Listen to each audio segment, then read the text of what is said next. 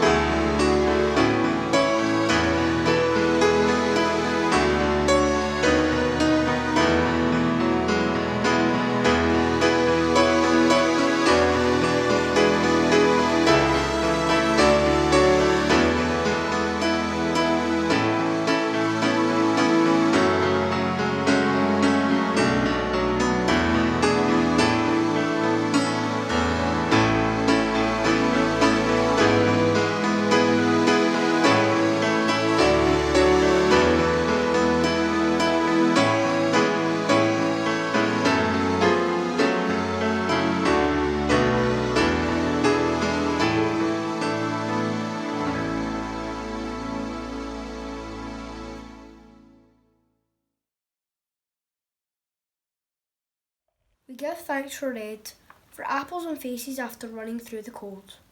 We give thanks for orange, for evening sunsets, Jaffa cakes and autumn leaves. We give thanks for yellow, for the corn in the fields and the stacks of hay. We give thanks for green, for the colour in creation that gives us so much. We give thanks for blue, for the water that runs and the sky that flows. We give thanks for purple, and the berries and the richness of all we have been given. We give thanks for the rainbow of colours, the diversity of gifts and the colour of life. Through all the gifts we have and the sharing we do, may we bring a rainbow to the colour of the world. Amen. This reading is from Genesis chapter 9, verses 12 to 17. As a sign of this everlasting covenant which I am making with you and with all living beings, I am putting my bow to the clouds. It will be the sign of the covenant with the world. Whenever I cover the sky with clouds and the rainbow appears, I will remember my promise to you and to all the animals that a flood will never again destroy all living beings. When the rainbow appears in the clouds, I will see it and remember the everlasting covenant between me and all living beings on earth. That is the sign of the promise which I am making to all living beings.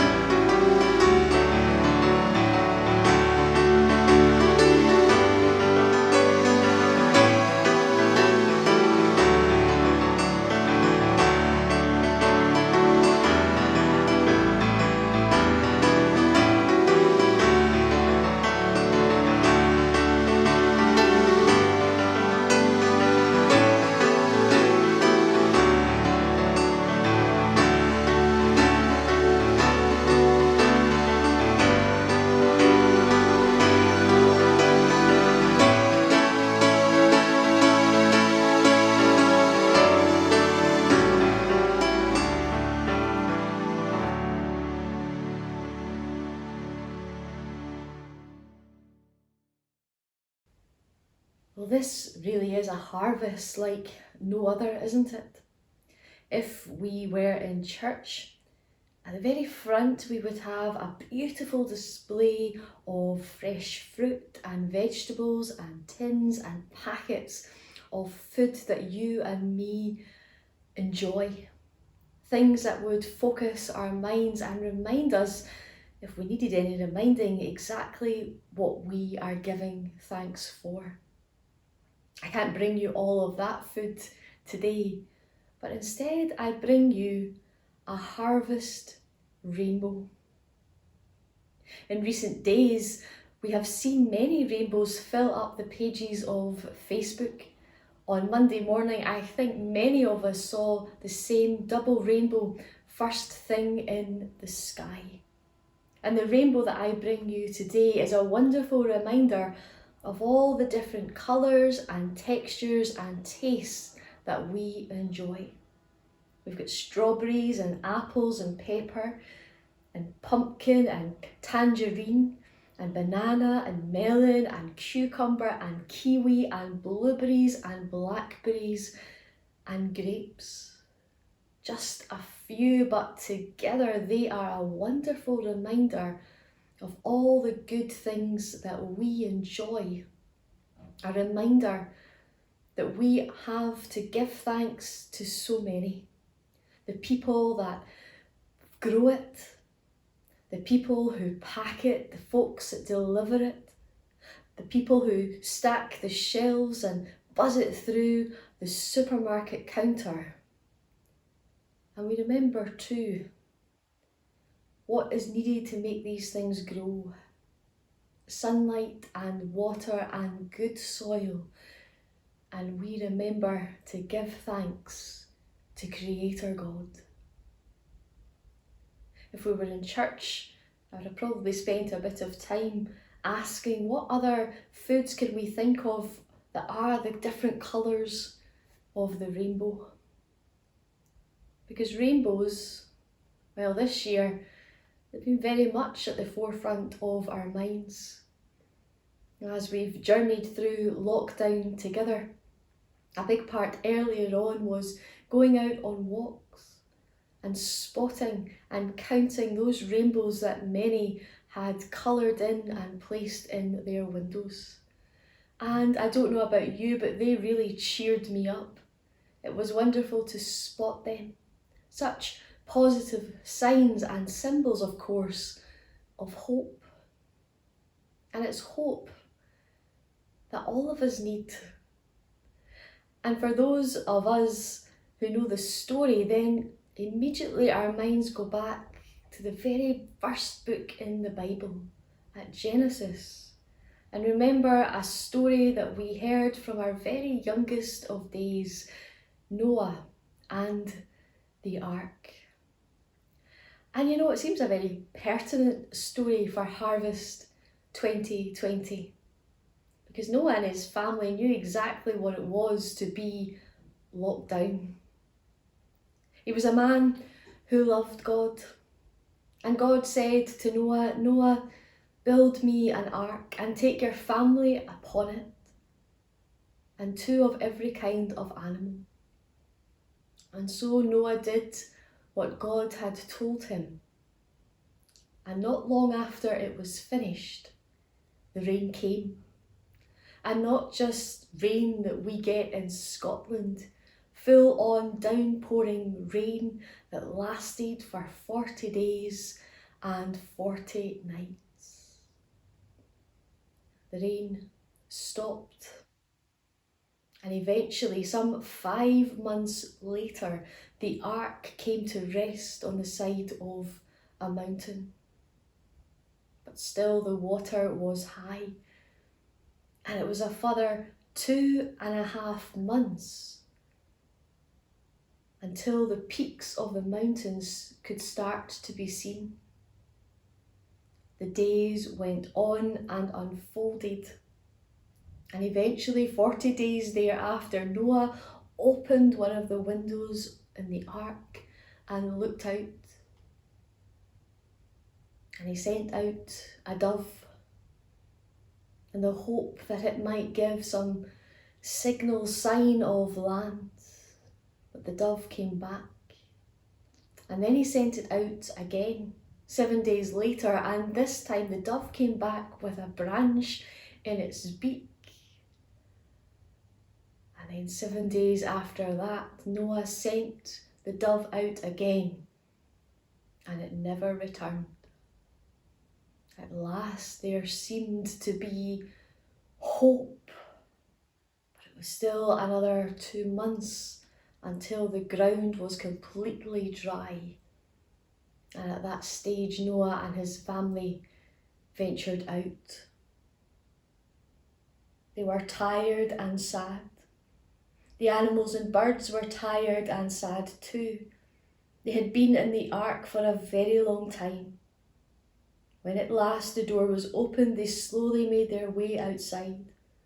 The sky was still cloudy and dull. Smelly black mud covered everything in sight. Everyone was unhappy at what they saw. But God hadn't forgotten Noah and all the creatures. To make them feel better, he decided to put a rainbow into the cloudy sky. "I shall make a rainbow," God said, "and it will be one of the most beautiful sights in the world." So first of all, God made a stripe of red. In my new world, red will be the colour of bright poppy flowers, ripe apples and robins' chests. Then came orange. Orange will be the colour of pumpkins, autumn leaves and ginger cats watching goldfish. Yellow was next. God decided that yellow would be the colour of buttercups and the honey made by busy bees.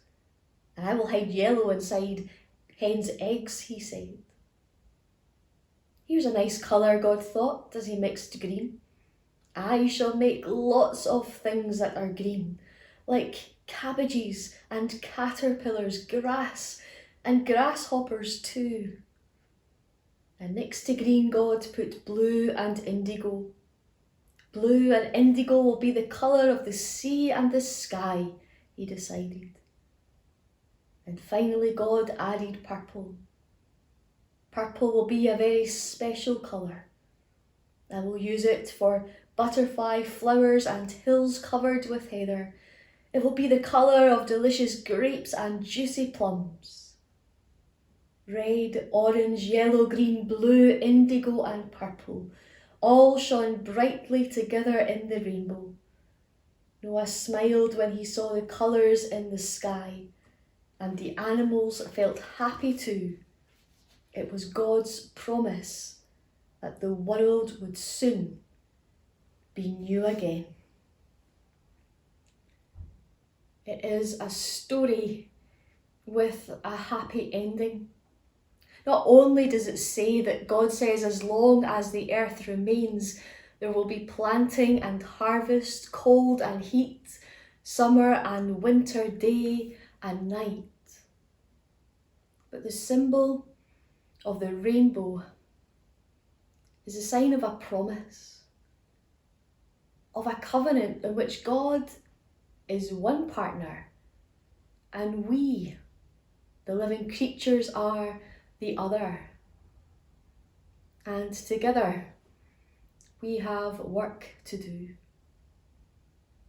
The rainbow is a promise and a sign that God cares, that God is faithful, and in that faithfulness asks us to partner with him and live lives in the world that bring blessing to all. And so what might that mean for us this harvest? Well, as we give thanks for all the good things that we have to say thankful for, not least this food on our table, on your table. So we remember those who are hungry. We remember those who are homeless. We remember those who cry out for justice. And we remember those who are sad and alone. And in our remembering, know that it's not enough just to think about them, but it's important to do our bit to help. For when we do that, then we help bring a rainbow, some hope into the world and into the lives of others, that lets them know that God cares, that God loves them, and there is always hope. Hi everybody! We're going to tell you what we are grateful for. Caitlin? I'm grateful for my family and Strictly Condensing. Sophie? I'm grateful for my friends in technology. I'm grateful for my health, for my family's health, and for coffee. Bye! Bye! My name is Olivia and I'm grateful for my house because I have a garden and I can go out to play. Hi, I'm Hazel and I am grateful for food because some people don't have it. Hi, I am Emma and I am grateful for my grandparents because due to COVID we can't see them and I miss them. I am thankful for my lovely family. I am thankful for my friends, for my family. I am happy for my home. I'm grateful for my family being safe during the coronavirus. I am thankful for my health and my family's health. I am grateful to have Jesus in my life. I am grateful for the love of family and friends. and I'm grateful to our NHS for the care and attention given to Mum over the last few months. I am thankful for having a house to live in and a good family. Hi, I'm Kirsten. I'm thankful for music, friends and family and the F group. And thank you for when my gran plays the game with me 3 times a day, sometimes 4, and when my mum and dad buy me stuff. Hi, I'm Melody. I'm thankful that I have clean water and food because a lot of countries don't have them. I'm also grateful because my friends and my family all trust me, and my friends are just really nice to me and I get treated well from them. I'm also happy because I have a house and like a bed to sleep in, and I'm just also really grateful that I have a good education. I'm thankful for my friends and family. Hi, my name is Sawyer. I am thankful for my school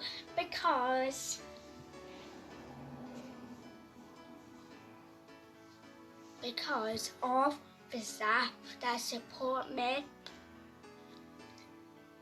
my friends and my teachers. We are grateful for bedtime stories. Grateful for Papa's tomatoes. We are grateful for Papa's tomatoes. Pool. What?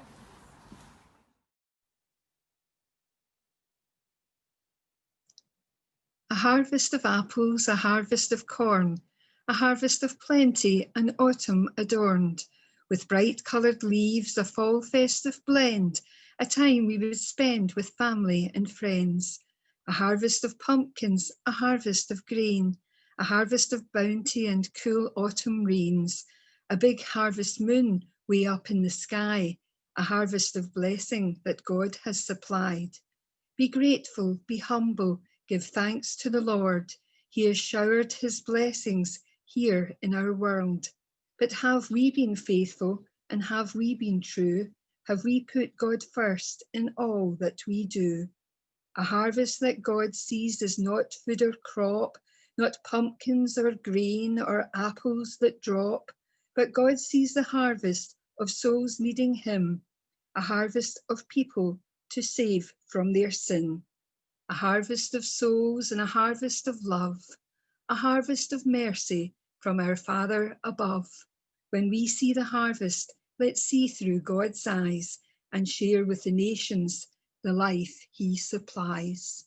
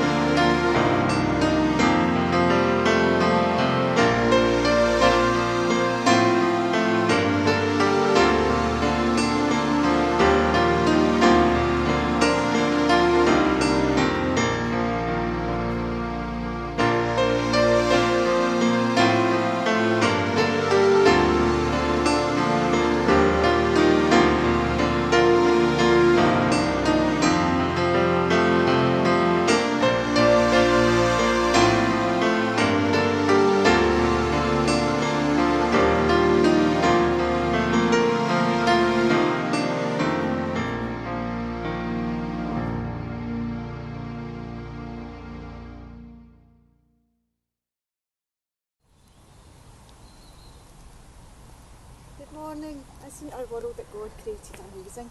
And the season of autumn is such a lovely reminder that our world is changing. Beautiful, vivid colours as the leaves turn on the trees to shades of auburn red, orange and bright yellow. On our walks we can feel a real sense of God's presence as we feel the warmth of the sun through the soft breeze of the trees, almost like breaths of new life and vitality. Last week I spoke to a little girl at school who had made a beautiful bouquet of leaves, just like this one, for her grandma. The excitement on her face was infectious as she thought of the moment she would hand over her surprise gift. I smiled as I thought of the bigger picture. This would make her Gran's day, such a simple gesture, making such a difference. She gave what she could. Sometimes though, in our busyness, we fail to notice the changes around us.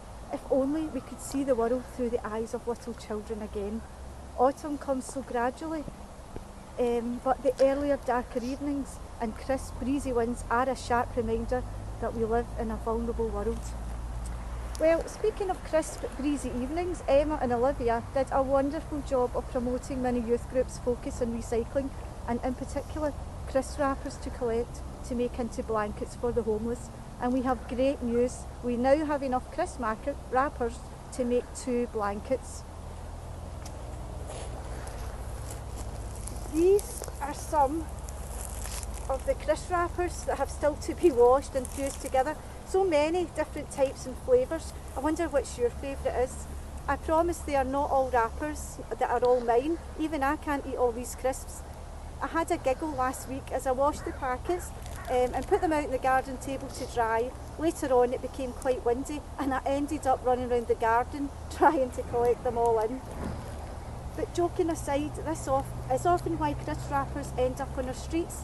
They're so lightweight that they're blown in the wind, eventually their final destination being parks, beaches like this one, and unfortunately the sea, causing pollution for millions of sea animals. This green bag is compostable, but crisp wrappers aren't. Food and drink is often where we see the most unnecessary plastic waste. Crisp wrappers take about 80 years, almost a full generation, to decompose and are one of the worst single-use plastic offenders. As the weather gets colder, it is a sharp reminder that we have people in our community living in our nearby streets.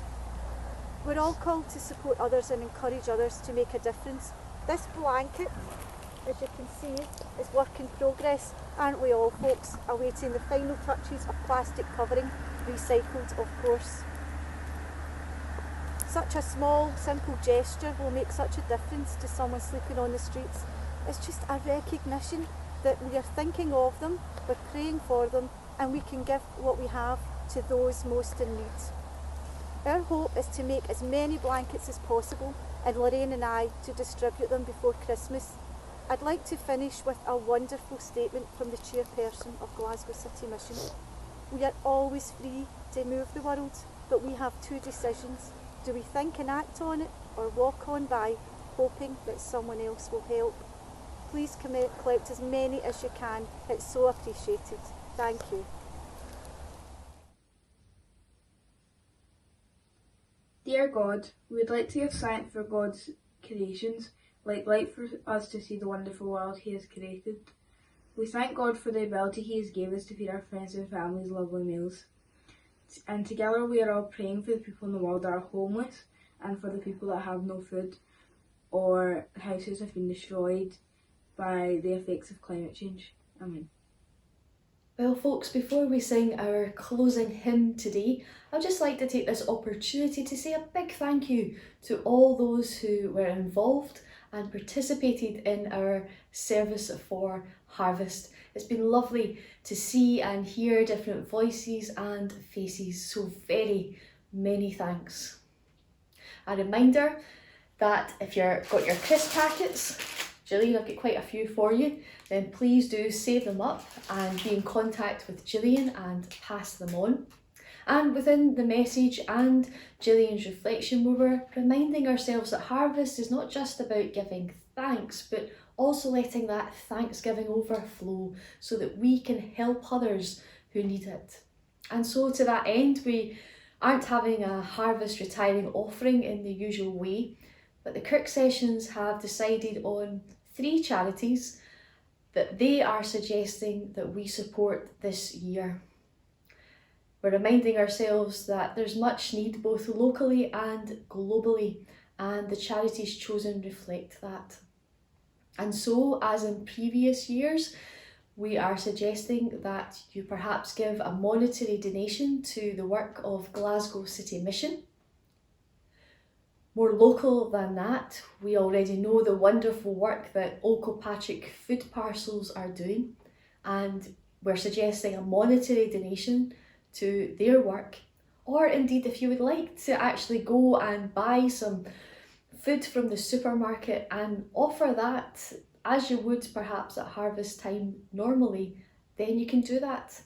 The church is open every Wednesday at Dalmuir, Barclay between 12 and 2, and so if you would like to bring along a bag or bags of food, then that will be very gratefully received.